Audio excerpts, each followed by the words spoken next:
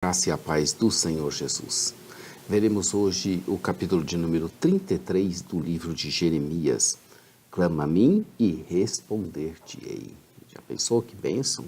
Você vai clamar e Deus vai te responder. Então abra aí a sua Bíblia para você saber do que estamos falando. Ou se preferir, entre em nosso blog site jamaisdesista.com.br para você encontrar essa parte escrita que irá te ajudar agora nesse momento. Lembramos que o propósito de Jeremias era lembrar aos exilados na Babilônia os motivos das suas provações e garantir a eles que, ao se arrependerem, voltariam para a terra prometida com grandes bênçãos.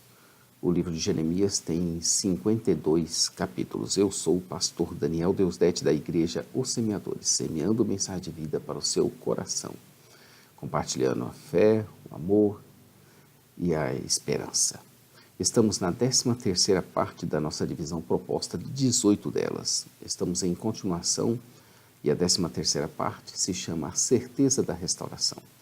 Nós já vimos que, apesar do exílio iminente, Jeremias reafirmou a promessa de que o povo de Deus voltaria do cativeiro e que esses capítulos são chamados com frequência de livro de consolação de Jeremias, pois que contém promessas de restauração de Israel e de Judá, depois dos 70 anos do exílio.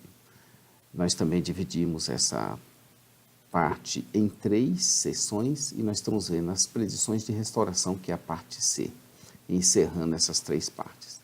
A primeira revelação, enquanto o profeta estava preso, é registrada no capítulo 32. Agora vem a segunda revelação, estando ele encarcerado ainda no pátio do guarda. Isso nos remete a Paulo, que se dizia o prisioneiro de Cristo em suas epístolas, em várias ocorrências. Efésios 3:1. Por esta causa, eu, Paulo, sou prisioneiro de Cristo Jesus, por amor de vós, gentios. Efésios 4:1 também vai dizer que rogo-vos, pois eu, o prisioneiro do Senhor, que andeis de modo digno da vocação a que fostes chamados. No 6:20, Efésios 6:20, ele vai se chamar embaixador em cadeias. Em Colossenses 4:10, ele é prisioneiro comigo. Em Filemão 1:1, ele é prisioneiro de Cristo Jesus. Em 1:9, também prisioneiro de Cristo Jesus. Em 1:23, também prisioneiro comigo. Em Filipenses 1:7, nas minhas algemas, isso refletindo que ele estava em cadeias. E Filipenses 1:13, de maneira que as minhas cadeias em Cristo.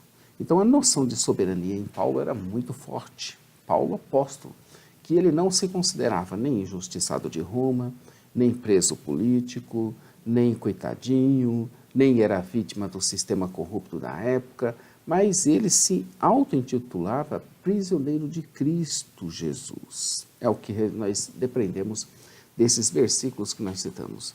A ênfase era essa: eu sou prisioneiro de Cristo, como que reconhecendo que o Senhor da vida dele era Deus e não Roma ou qualquer outro líder. Uma vez que Deus criou e formou todas as coisas, é evidente que ele teria poder para restaurar o seu povo do exílio. Ele desafia Jeremias a clamar a ele.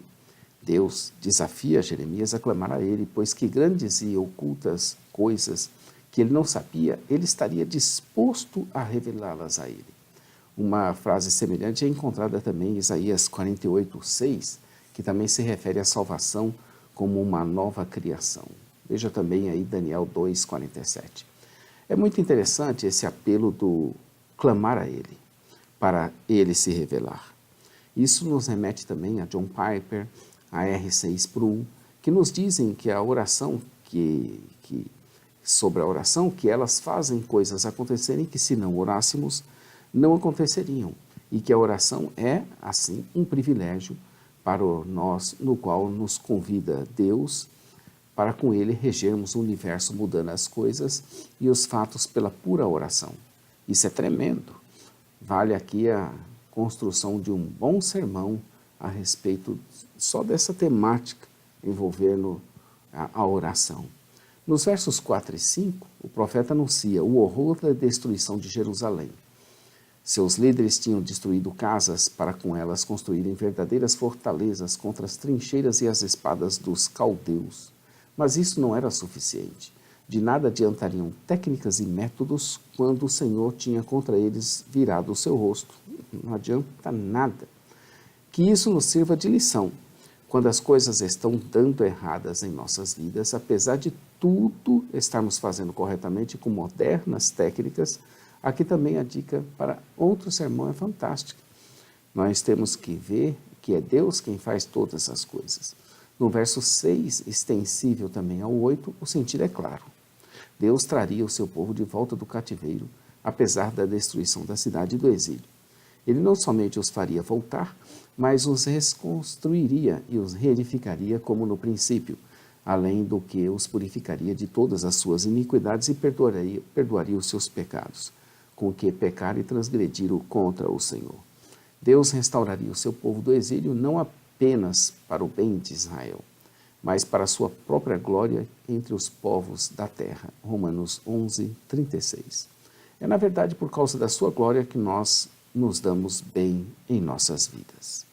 É por isso que o professor também, pastor, nosso amigo, Ayrton Williams, nosso amigo, ele nos ensina sobre o casamento, que não casamos para fazermos nosso cônjuge feliz, ou para preenchermos vazios em nossas almas, mas assim fazemos para a glória de Deus, que ao buscá-la em plenitude, melhoramos 100% em nossos relacionamentos, em nossos vazios. O Senhor estaria desejoso de abençoar e fazer o povo se rejubilar em glória.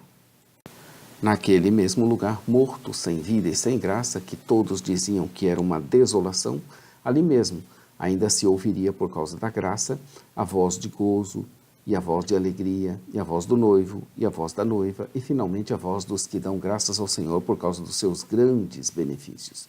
É interessante observar o contraste com os versos de 7:34 e 16:9.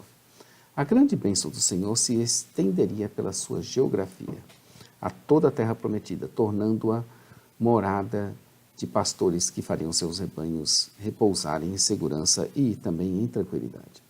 Nos versos 13 e 14, o profeta continua narrando detalhes das bênçãos do Senhor a todo o seu povo restaurado.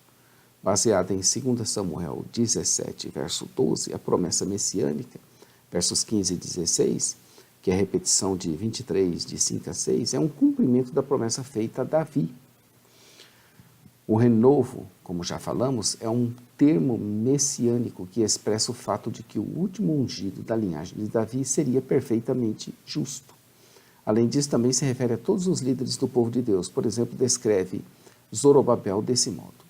A profecia do verso 17 faz alusão a diversas outras passagens, 2 Samuel 7, de 12 a 16, Salmo 89, de 3 a 4, Salmo 132, de 11 a 12.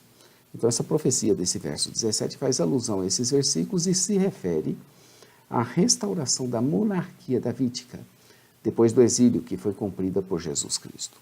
Além do monarca real, descendente de Davi com reino eterno, tínhamos também a promessa dos sacerdotes, os quais não faltariam igualmente.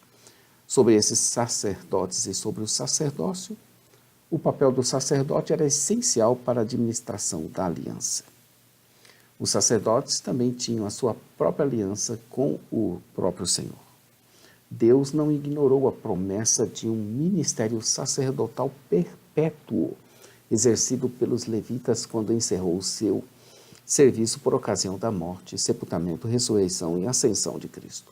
Antes, cumpriu a sua promessa, dando ao seu povo algo muito maior do que havia oferecido inicialmente, ou seja, o sacerdócio real de Cristo Jesus.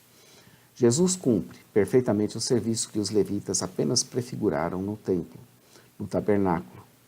No verso 19, novamente veio a Jeremias a palavra do Senhor que falará da aliança com o dia e com a noite. Talvez seja essa uma alusão à aliança firmada com Noé, ou uma aliança firmada implicitamente lá na criação.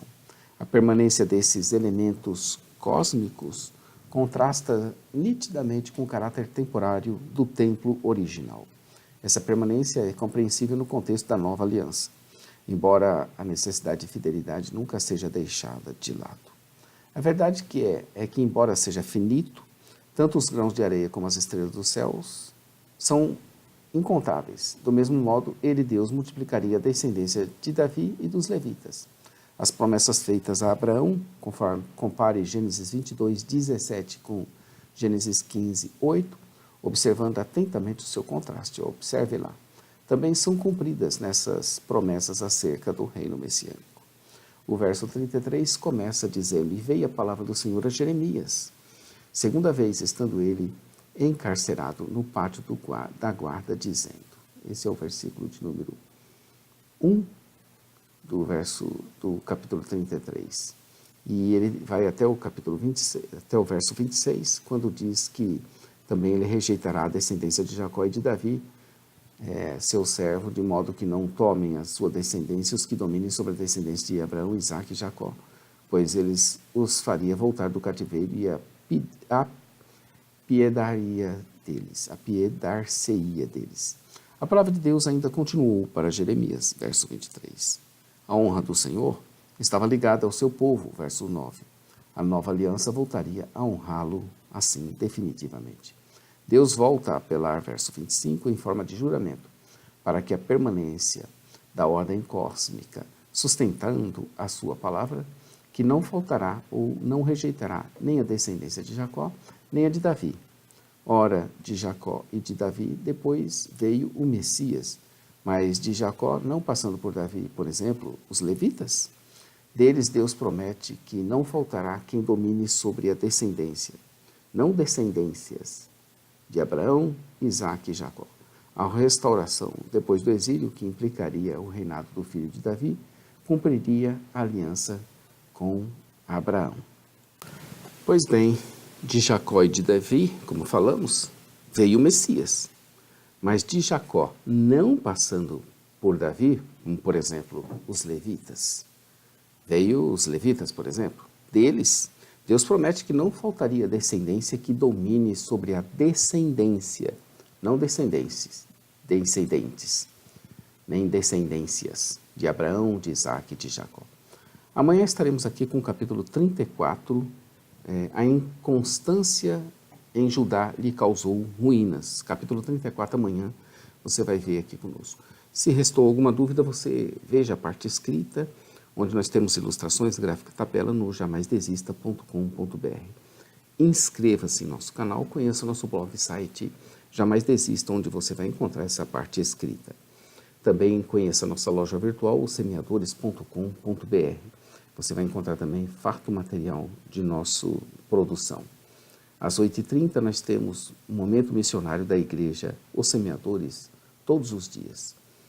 E às 15 horas, um momento missionário da igreja Os Semeadores com o pastor Johnny Ramos, todo sábado às 15 horas.